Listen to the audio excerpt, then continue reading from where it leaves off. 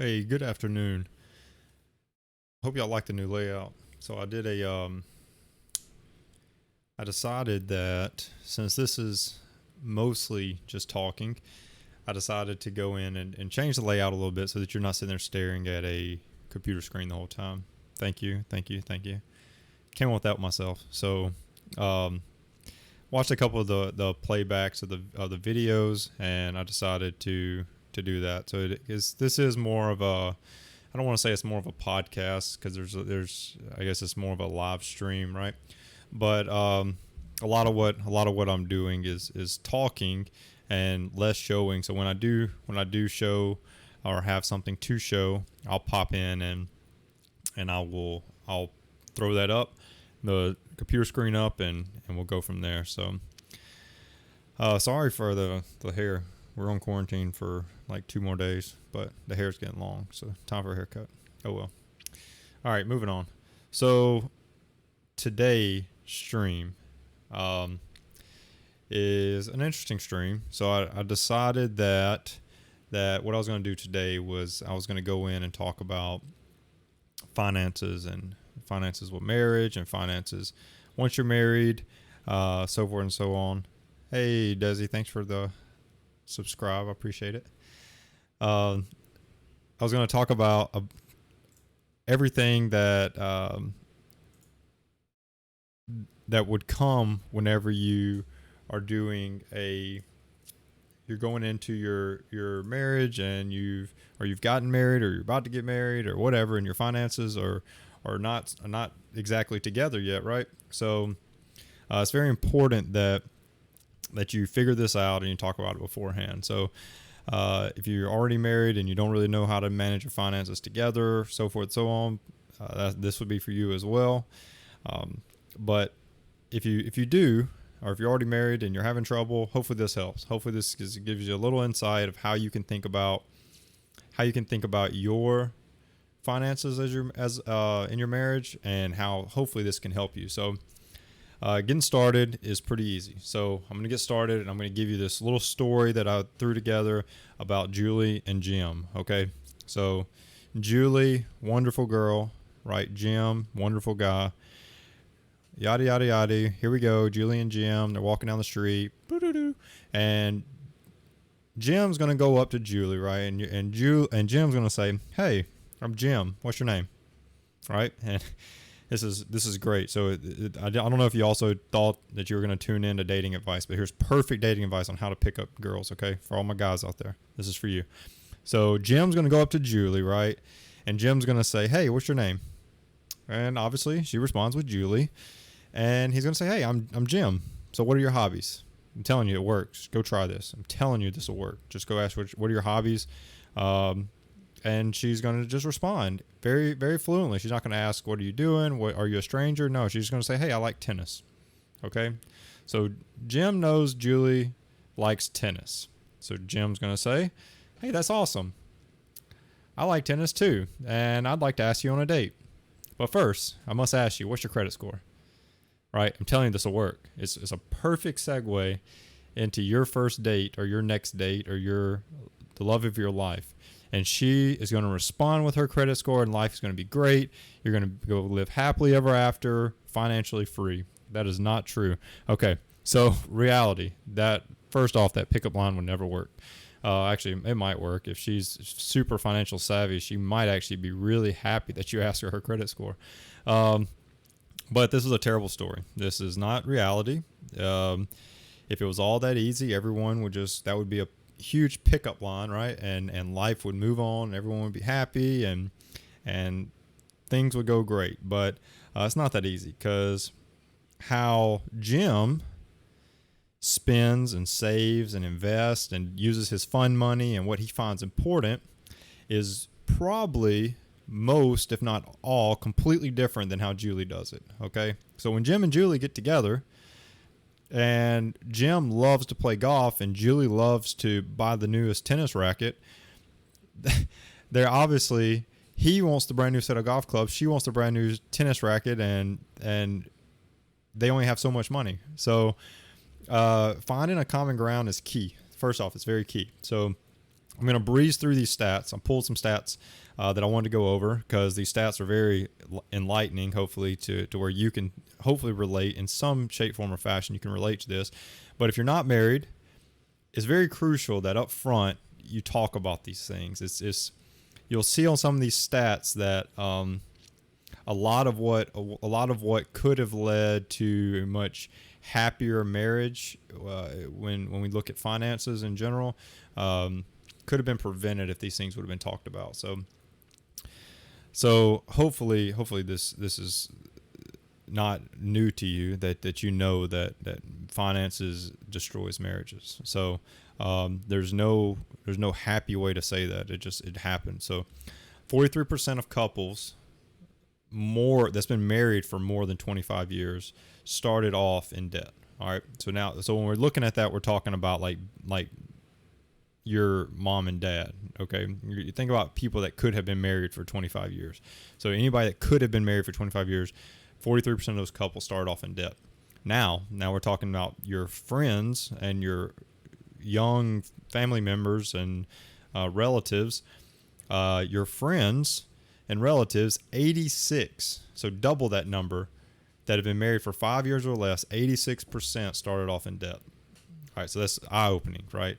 So the challenges that mom and dad and aunt and uncle faced is different than the challenges that we're facing today. Debt is more accessible. Debt is becoming more and more parts of our life. So more and more couples are starting off in debt. So if it was as easy as Jim and Julie, if it was easy as Jim and Julie meeting and asking each other their credit scores, and that's how their first date started, everybody would do it. But right now, 86% of those couples are going to spit out that credit score, and Jim's not going to be interested in Julie because Jim wanted to live happily, financially free, and Julie wanted to buy a new car. So it's the correlation is not there anymore. So the next stat, 48% of Americans that are married say that they argue over money. So, and that's normally two topics. Either we're on this end where you're spending too much, or this end where you're too cheap. So 48% are talking about something along those lines. And then 41% of divorces are being reported as being caused by finance reasons. So the whole point of this whole conversation, all these stats, was to show you how important, like you're looking at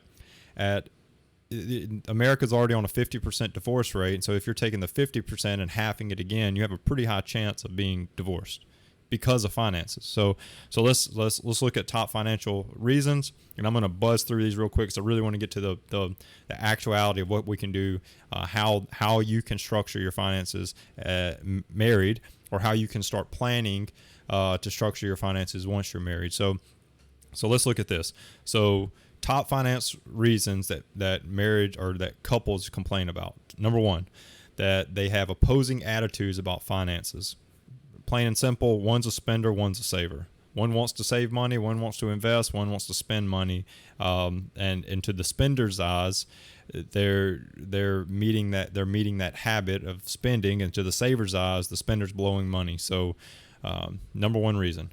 The other ties back into that, so mismatched financial priorities. So one is that the one wants to start saving for a new house, and one wants to travel the world. Mismatched. So one wants their account to go towards this brand new home, and the other one wants to go travel the world or buy a new car. Fill in the blank. I mean, it really doesn't matter. It's just what they find as a priority to them is not the same. Credit card debt. We've talked about credit card debt before, but credit card debt, huge. One's constantly bringing the other into their spending habit. So you're adding up credit card debt. Your partner's stepping in. All right, let's pay this thing off. You pay it off, and then guess what? You're adding the credit card debt back up. So once again, that's another topic. And then the last one, there was two, and I sort of tied them in together. So it's financial infidelity is the other one, but this involves bank accounts that the other doesn't know about, undisclosed debt, purchases, hidden purchases, so going out and buying things and not telling their partner, and gambling. And another one that people complain about is major impulse buying, which would be just stepping outside and buying a car and not telling your partner. So I find that to be more financial infidelity, and they all tie in together, right? So biggest thing, first things first, how do you attack that? It's really not as complicated as you think. So I want you to know that you can 100% do this. You can 100% do this. So it's not as hard as you would think. It's definitely not as complicated as you would think, but I'm going to run through them because it's very important. If you can knock these things out, if you can figure this out, and it's really just you and your partner sitting down and talking through it. And the number one thing we're going to talk about. So the first thing, hey Pippa, welcome to the stream. Hey, the first thing is you have to identify your role in your finances in your marriage. All right. So we're going to use two terms. We're going to use analyst and we're going to use contributor, because I want you to know I thought really, really hard. So I was like, what can I call the person that does all the spending, right? I didn't want to call them the high roller or the spender or the waster or the like. I needed a good word, and so I came up with contributor. How'd I do? Hopefully I did well. The contributor, and I say that to say that they contribute. I'm going completely off track, but the contributor, they contribute to what is needed and what we need and what we, and they contribute financially too. Hopefully, they're contributing financially and not just spending. But it's a great term. That's the best I could do. So, if you're in the comments of a video or a podcast or whatever, just tell me how I did. See if contributor was a good one. I think so. So anyways, back on track. Two roles. Number one is the analyst, and the analyst in the finances, you've got to be one. You have to pick one of these roles. Analyst is the person that's good with numbers, the person that loves Excel. I mean, loves Excel, like loves it, like can just figure everything out, loves to go to Excel and just make it all work. And probably the analyst is going to be one that is already into money. Like they love reading, hearing, breathing money. Like, and it doesn't have to be this extreme. It can be a little, a little more modest, but that those words like numbers, Excel, money, like they just really like gets them going. All right. The other one, the contributor, is going to be the one that mostly does the spending, that they always know where to find the best deals.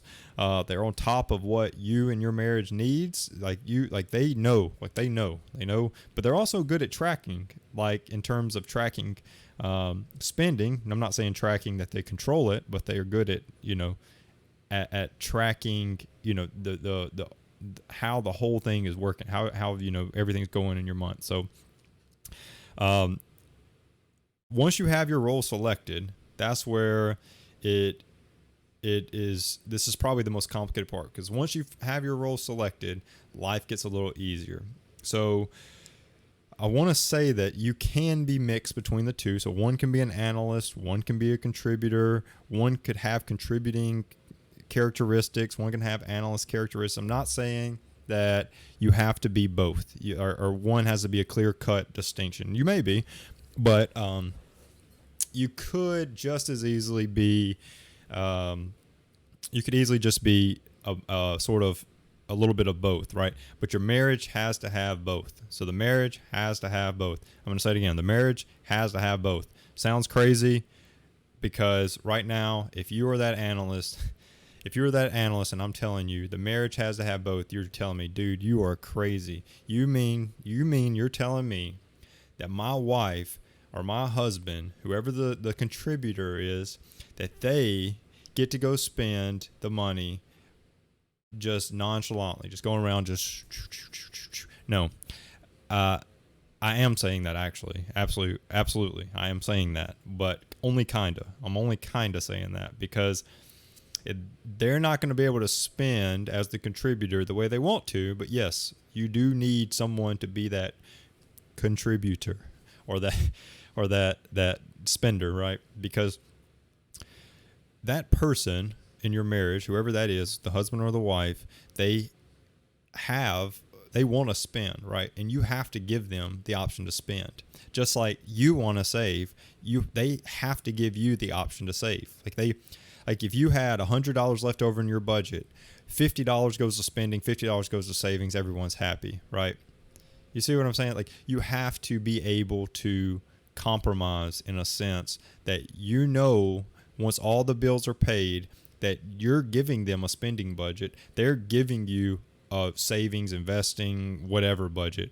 But they can't go digging in your savings. You can't go borrowing from their spending budget. Like it has to be separate. So yes, once you have your analyst, once you have your contributor, or once you have your person that loves money and your spender, you have to distinguish those two, right? All right. So next, so we've got that. So boom, knocked it out. We're ready. We're moving on to the next one.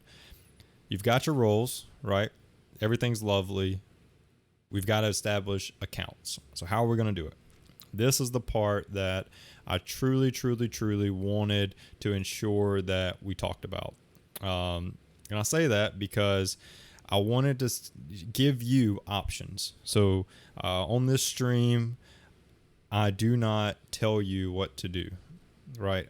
I like to give you facts. I like to give you statistics. I like to give you things, but I want to give you some options so you can choose what's best for your life, right? Because not everybody's the same. I could go out here and tell you how I think is best. I could tell you, but how I think is best and how it works for you doesn't match up. Okay, so we're going to look at multiple ways. So 3 ways particularly. 3 ways. I like these little sound effects. You like these little sound effects? Yeah, just like pew, ping, ping, pow. Okay, off track. So I don't know. Anyways, joint accounts, semi-joint accounts, separate accounts. You've got to establish which one of those processes you're going to jump on. Joint accounts, semi-joint accounts, or separate accounts. These probably have like financial like terms out there. I don't know. Everything that I'm going off of today, this is how I would tell you friend to friend of how to do it.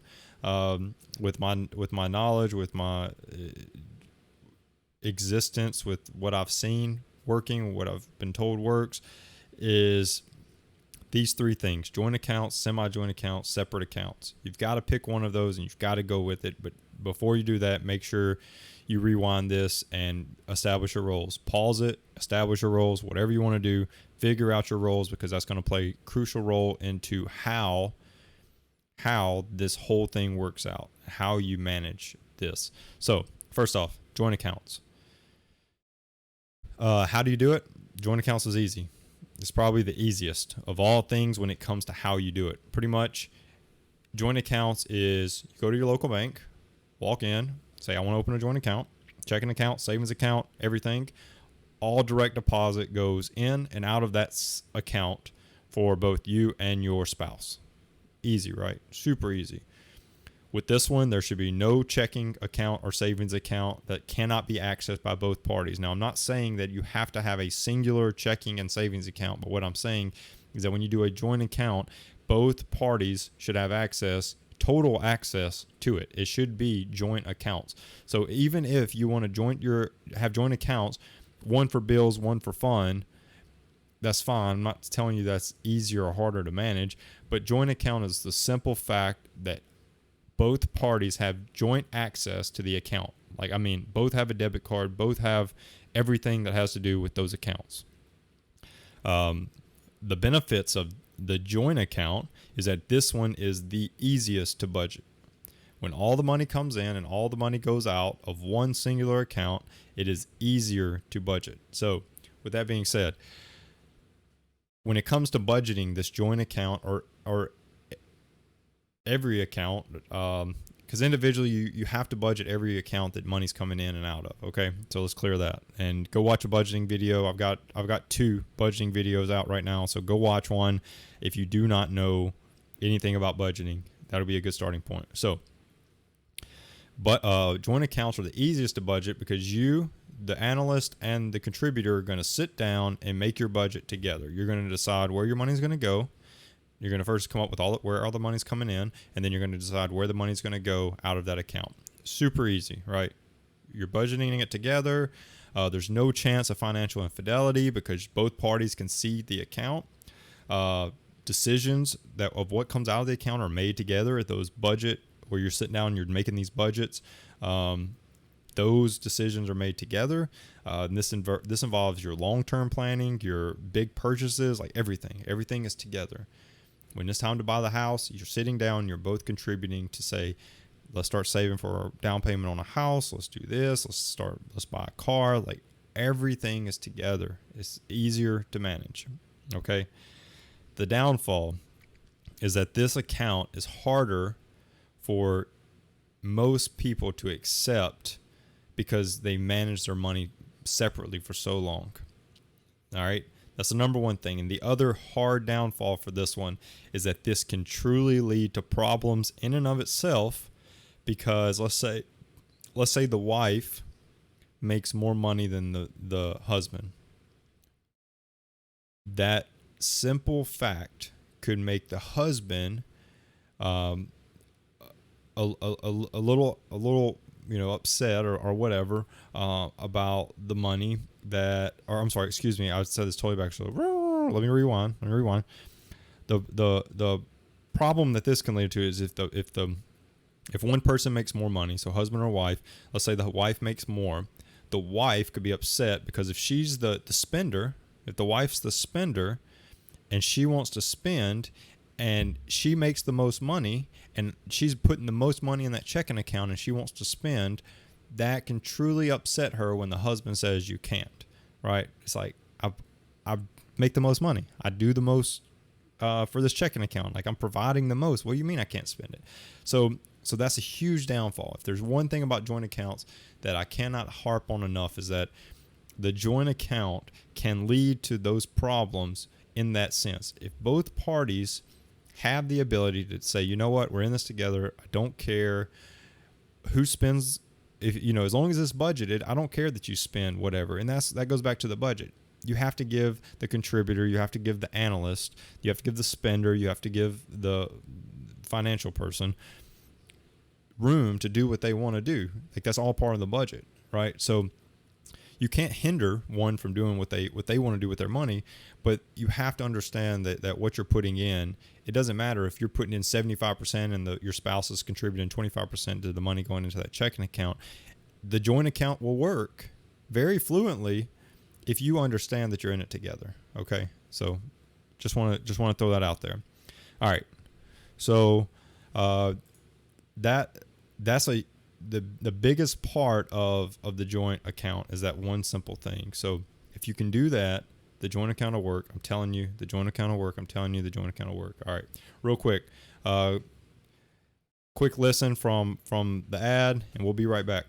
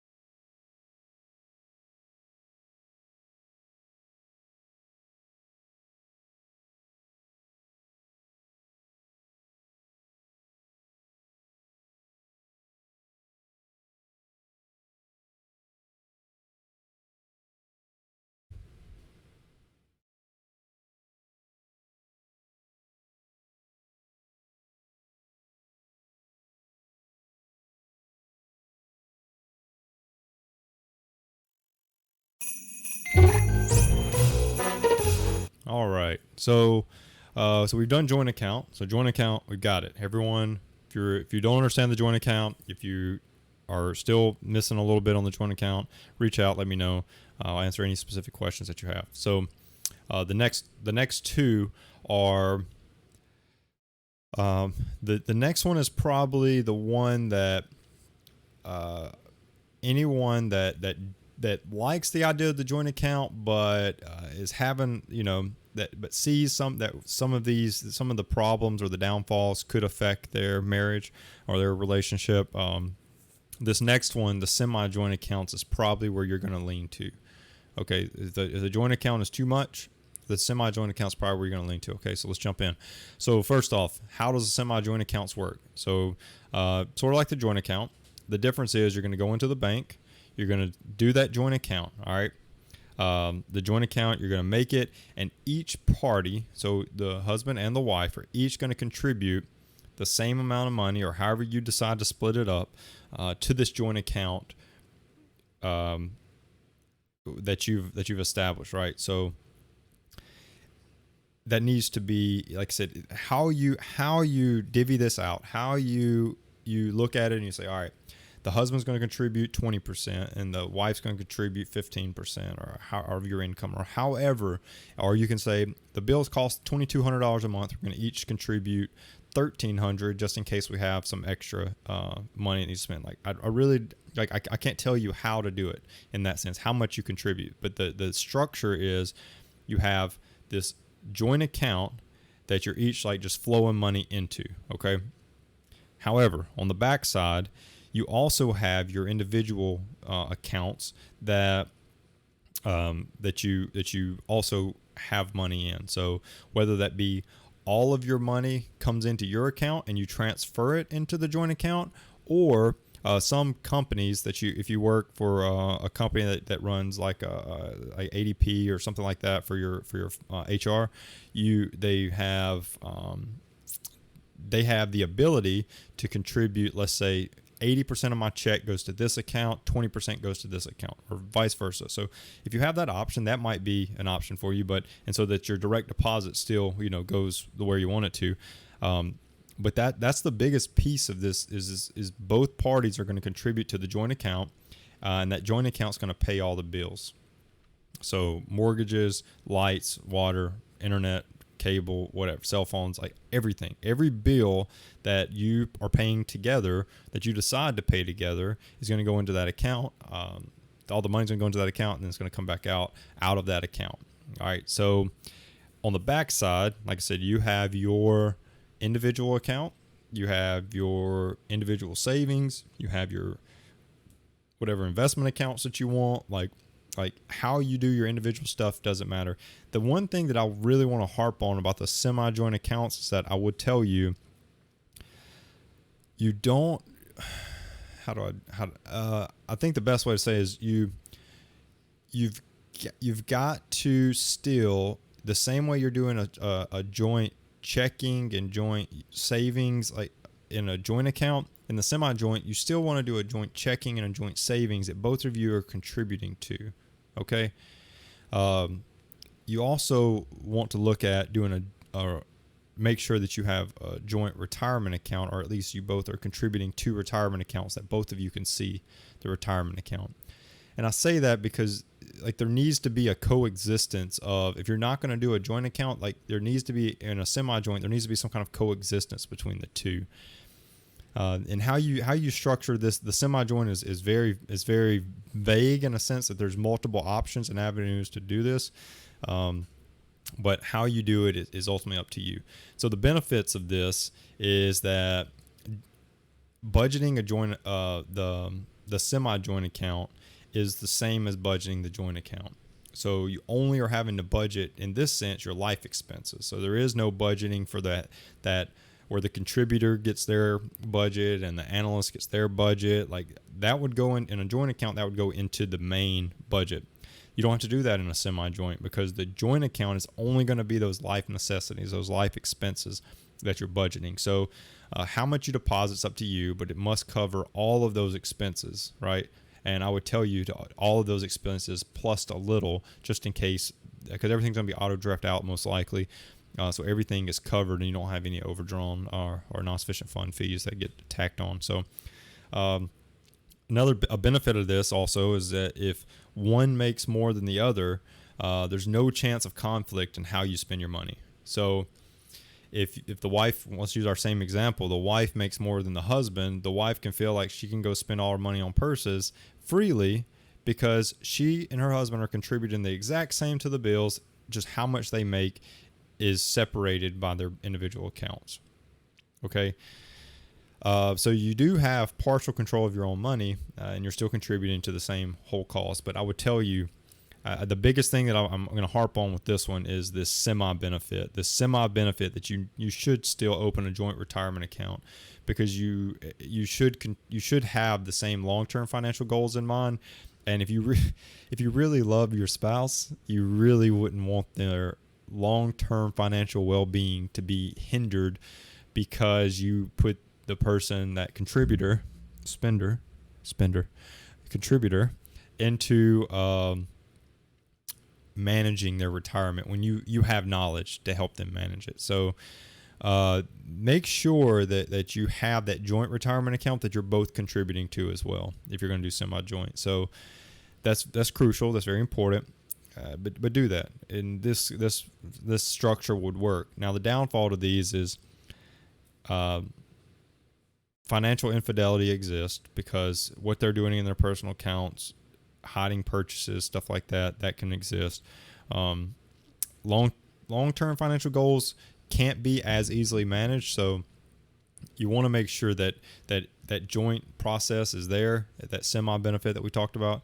You want to make sure that's there, because you really don't want to, you love your spouse, so you really want to make sure that y'all are both financially well off in the end. And then the final downfall is if you can't contribute to enough to pay the bills, and your spouse has that little resentment, that can set in over their over the dominant amount of money that they're putting in, I guess you could say. I don't really know how to put that, but anyways, you know what I'm saying. Hopefully you know what I'm saying.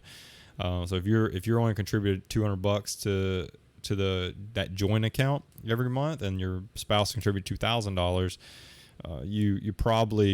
your spouse can begin to resent that a little bit, that they're paying all the bills, right? So that's where one of these other options, like the joint or the separate accounts, may work out better. So now we're going to go into the third one, and this is the final one. So the biggest thing about this one is that you've got to, when it comes to separate accounts, you've got to do more. So all of your budgeting is going to be on yourself. All of your all of your spending is on yourself. How you divvy out bills is you have to come together and talk about those type of things. But the accounts are separate. Okay, so no matter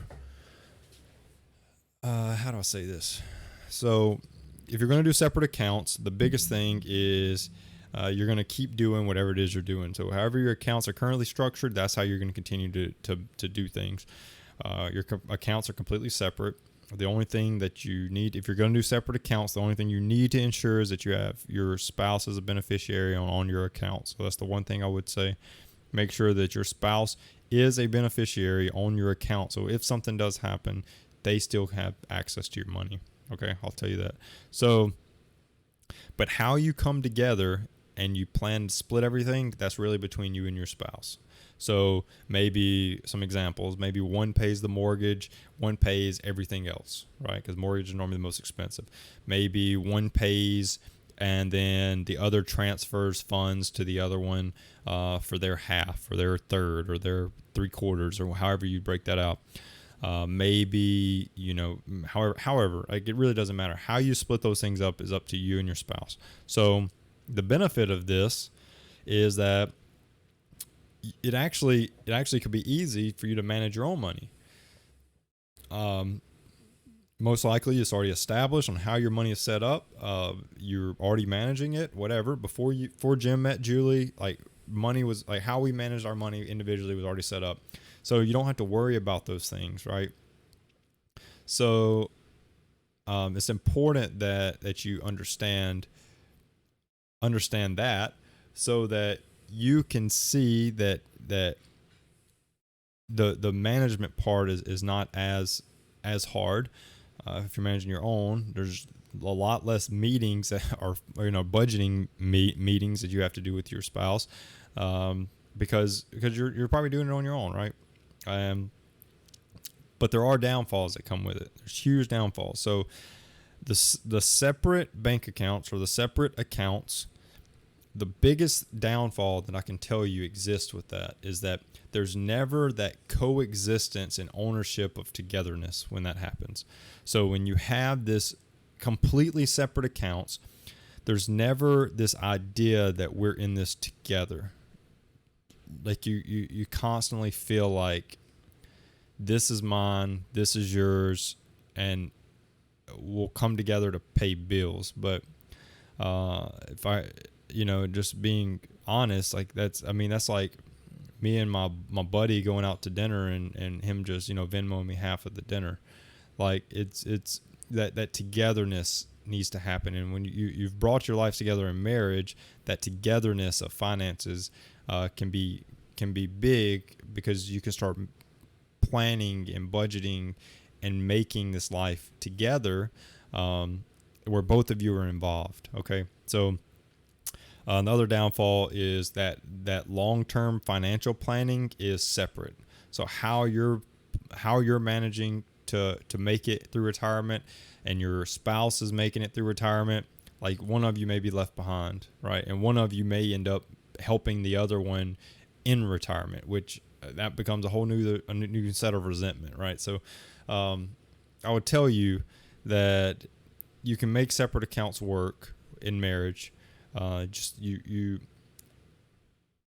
almost as if, like, if separate accounts is the way to go, I almost say if you're just halving everything, you're almost better off going to a semi-joint account structure and putting that retirement and that bill account together and everything else separate. So separate accounts can work. Like I said, everyone has their own cup of tea, but finding that happy medium is crucial. So hopefully this all makes sense. Hopefully you're coming up with something, or maybe this gave you a chance to think about how you and your spouse manages your money. So the long term thing I would tell you about this is that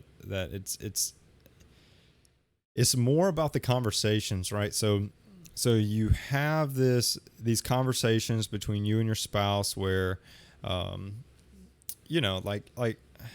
how do I say it? Like, I mean, you're talking about money. Like the biggest issue that people are going to have, or people are going to face when it comes to their finances, is that most couples don't talk about it, right? And when as long as you're talking about the finances, that idea of separate, or that idea of split, or that idea of whatever, it almost like it goes away, because if my spouse knows, even if it's in my own account, if my spouse knows every dollar I'm spending, like I'm telling, like I'll use me as an example, I'm telling her, this is what I bought, this is what I'm doing, this is what I like. Look, I'll just go one phase up from separate to semi-joint. If I'm telling all of these things and I'm talking about them, and she already is involved in it, why not jump up into a semi-joint structure and make her involved, and let's bring a little bit of our finances together. And then if you're like I said, if you want to go all in on this togetherness, that joint account is the easiest to manage. So just real quick: joint, semi-joint, separate. Joint, easiest to manage. Semi-joint gives you your independence while still being together and managed. Separate, you're completely separate, so you're already managing your own. So I tell you that that in marriage, you've already come together, you already brought your life together, and forever hold and do not part, whatever. Your finances have to be involved in that, and your long-term goals need to be established. So what I wanted to wrap this whole thing up with So I went through all of these accounts. I told you these stats. I'm like, okay, so if you're thinking to yourself, you're like, man, like thank you for this information. I appreciate it, but why? Why can't whatever I'm doing work forever? Like however you're doing it, you can fill that in. Why does it not work? If it doesn't fit into one of these, if you don't have one of these structures, I can't imagine there being too many foreign structures out there. It doesn't fall into one of those three, but I would be interested. So please email me if info at thefinancialmirror.org if you have some other structure that you think just is this like best thing since sliced bread type structure. I'd love to know about it, and I will happily make a whole episode around your structure if it, if I look at it, I'm like, man, like that's great. Like I can't believe I've never thought of that. Please email me, let me know. Info at thefinancialmirror.org. I'd love to bring it on. But if you have comments and you have ways that you and your spouse managers and it works, please just shoot those out. I'd love to share them with others. Obviously keeping your information confidential, but I'd love to share those and let others know the ways out there. So the big thing, the big reason, the big why, the big takeaway is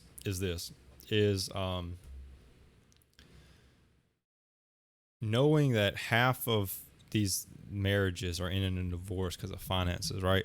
The number one thing you can do is talk, communicate. Like communication is key in everything, and we always say it, but we don't always do it. So we in this marriage, you can't just say we're going to talk, we're going to communicate. Like you have to do it. And when it comes to money, if you're going out and you have this huge shopping problem and you're doing it behind your spouse's back, and then, let's say that you're wanting to let's think, biggest purchase that you're going to have together is probably first and foremost is going to be your retirement, because that's going to need the most money to do. And second is going to be a home. So let's use both, right?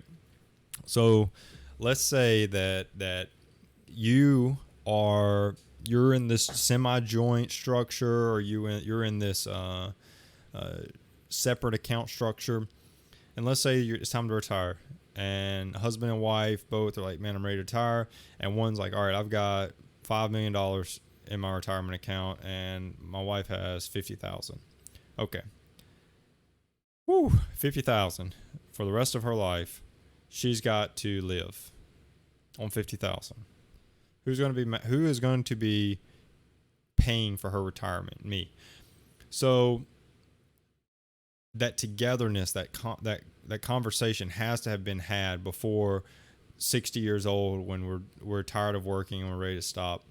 That conversation has to have already been had. That's the piece that I really want to drive home, and getting this structure established up front, getting this structure of how you're going to jump in and manage your finances together, so that in the end everyone is happy and everyone is good with how everything is being contributed. So the thing I want to leave with let me finish my other story. Hold on, backtrack, a little off. Hit the retirement and the home. Like let's say like you're both trying to save for a home. Like you both want to buy a house. If one is saving money and the other one is not, how can you be happy when you don't have the home yet, right? Like you have to both be helping contribute to this purchase. In a joint account, when you've come together and you've decided we're in this together, that's where you both can feel like you're contributing and your goal is together. The end goal was to buy a home. In that joint account, we're both saving to buy that home. It doesn't matter if one's contributing 5% and the other one's contributing 95%. You both together came together and said, we're going to do this together. Our accounts are together. We're going to buy homes together. We're going to buy cars together. We're going to save for retirement together. All right. That's how that joint works. And that semi-joint, as long as your that joint savings or that joint whatever is helping to meet the goal, you're not looking at your spouse's account saying, well, they've got all this money, why are they not contributing to buy this home? No, you're looking at, am I contributing to help buy this home? Are they contributing to help buy this home? And then together in that semi-joint environment, you have an account that's saving to help put that down payment on that home. That's where that works. And the separate account can work too. I can't knock the separate account. The separate account could easily be that one of you are saving in their savings account and the other one is saving in their savings account, and you're going to bring it together. But that communication piece, that talking, that has to happen to where one knows that progress is being made. Hey, I've got 5,000 saved up. How much you got? Well, I got 12,000 saved up. All right, well, we got to get to 25,000 together. Let's do it. Like, the separate account can work. I'm not saying it can't, but when you both are contributing money to something, that's what has to happen. That's what this whole stream is about. That's what this whole talk is about. And I'm getting a little more, I guess, serious at this point because I don't want your marriage or the next person's marriage to be in that statistic of divorce because of marriage, right? I don't want that to happen. So there's trade-offs in everything. There's trade-offs in absolutely everything.